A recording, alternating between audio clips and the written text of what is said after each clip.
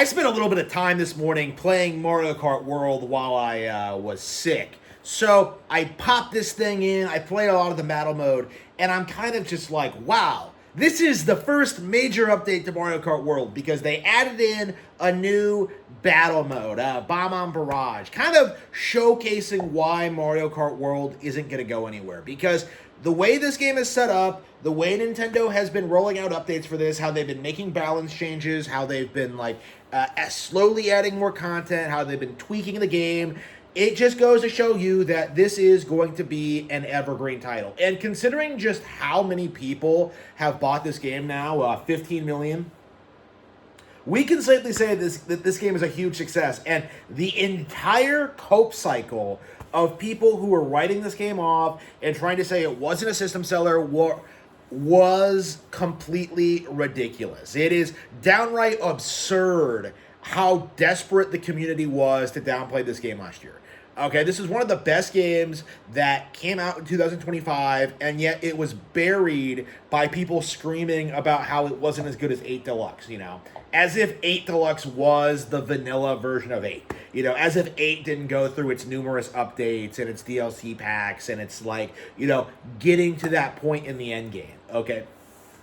World is kind of going through a similar process, I feel like, where they're slowly rolling out content, they're keeping the game relevant, and people like me who completely ignored the battle mode initially are now getting into it and really starting to really see the value of this mode and this experience.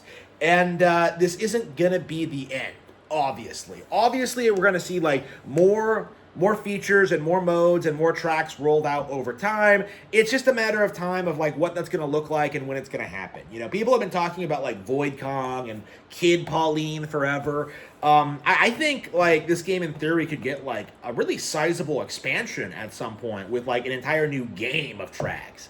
They could do all sorts of things. I feel like it would be fairly easy for them to do. And so, essentially, what we have here is a game that is going to sell indefinitely. This is a game that is a true evergreen title that is going to outperform Grand Theft Auto 6, just like Mario Kart 8 Deluxe outperformed Grand Theft Auto 5. It's going to be this huge, huge game on Nintendo Switch 2. It's going to move units while other people play other games on Nintendo Switch 2. And again, this is the big problem that people don't understand when it comes to Nintendo games like this and their evergreen titles, is that obviously people who buy this console for Mario Kart are going to get into other Mario games. They're going to get into other software. They're going to get into other releases. They're going to do all of this stuff. This is all stuff that we're seeing. This is all just banger titles that are just killing it right now. And here we are seeing the community try to rally behind this idea that Mario Kart World, it didn't do very well. IGN gave it a low score. Nintendo didn't like it. It didn't sell units. And that is just so far removed from reality, it's not even funny. Okay? It's something that we really do have to spell out for everybody, that Nintendo has won this console generation already, okay? All we're doing now is going through the motions of waiting for Grand Theft Auto 6 to come out, for it to fail, to destroy Nintendo, and for all of us to kind of move on, okay? Mario Kart World is in a way better position than Grand Theft Auto 6 was, Over time, people are going to warm up to Mario Kart World and realize how great it was. When Grand Theft Auto 6 comes out and it underwhelms everybody, there is no going to be putting that genie back in the bottle. Do you really expect the 40-year-old fan base to wait another 20 years for Grand Theft Auto 7? It just isn't going to happen. Grand Theft Auto 6 very well may be the last time we see Grand Theft Auto be relevant, be hyped up as one of the biggest video game properties in the world. Because after this game comes out and after it fails, everybody is going to be flocking to the far superior Nintendo titles, okay? If you want better racing games, you go to Mario Kart. If you want better shooting games, you go to Splatoon. If you want better dogfighting simulators, you go to Pokemon, okay? There are just so many other better titles than Grand Theft Auto on Nintendo hardware that like encompass all of these different series, all these different ideas, all these different concepts that do them all way better than Grand Theft Auto ever could, and yet we're still in this like period of just denial about it.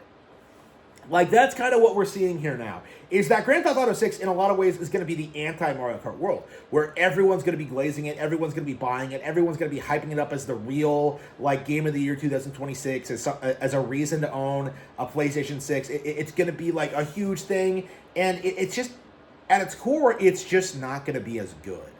And that's the trend we're going to see a lot of going forward. It's the reality of this situation, is that we're seeing the slow, gradual decline of the third-party myth, okay? The idea that their realistic, mature-oriented games are higher quality than Nintendo's, okay? It took a long time for animation to be considered, like, you know, to be taken more seriously than, like, live-action TV and movies. And now we're kind of seeing the same thing happen to video games, where we're moving past this idea that graphics are the end-all, be-all when it comes to gaming, and kind of accepting that, you know, games like Mario Kart World are objectively better than something like Grand Theft Auto 6. And, like, we see a lot of examples of this. You know, Breath of the Wild, for example, way better than any Grand Theft Auto.